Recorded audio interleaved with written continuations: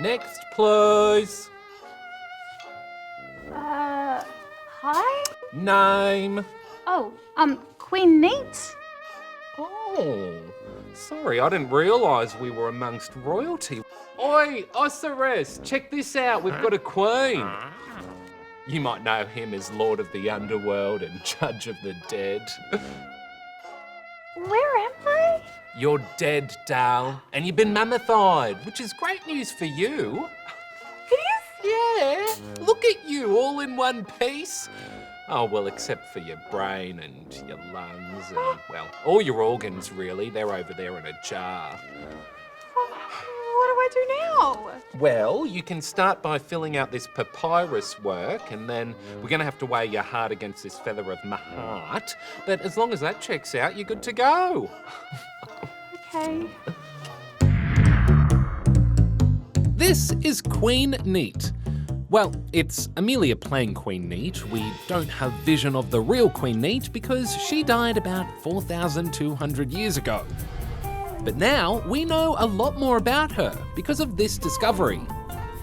It's a funerary temple near the Queen's Pyramid containing a bunch of treasures and ancient artifacts. In 2010, we found a pyramid of a queen, but we never know the name of the queen. Only yesterday, we found a temple for the pyramid, and we found the name of the queen. Her name was Neat.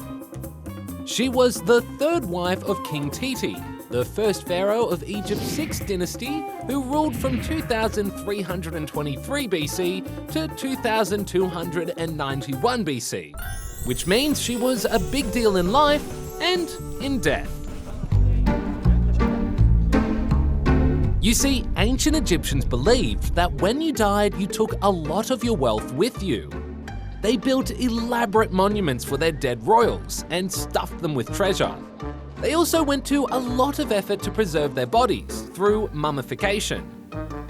That's when people known as embalmers do a bunch of things to try and preserve their bodies, like removing any organs and placing them in jars, including the brain, which was pulled out with a hook straight up the nose. Then covering the body in a special salt called natron for about 40 days until everything was nice and dry. And then stuffing the body with spices, rags and plants before wrapping it in linen bandages and placing it in a beautifully decorated coffin. If it was done well, it meant bodies could remain intact for thousands of years.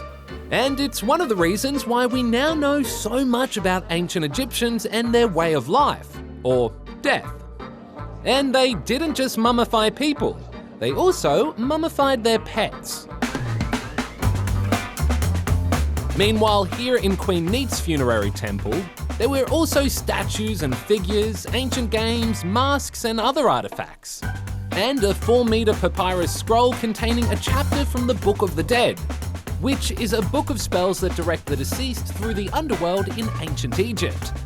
Archaeologists also found 22 other burial sites containing 54 colourfully decorated coffins complete with mummies. And they reckon they've only scratched the surface of this area. So, who knows what other interesting ancient Egyptians we'll get to meet. Is there any chance I could get my belongings back? Oh, and maybe my organs? Oh yeah, of course. They just have to be cleared by our customs department first. You know, formalities and whatnot. Customs?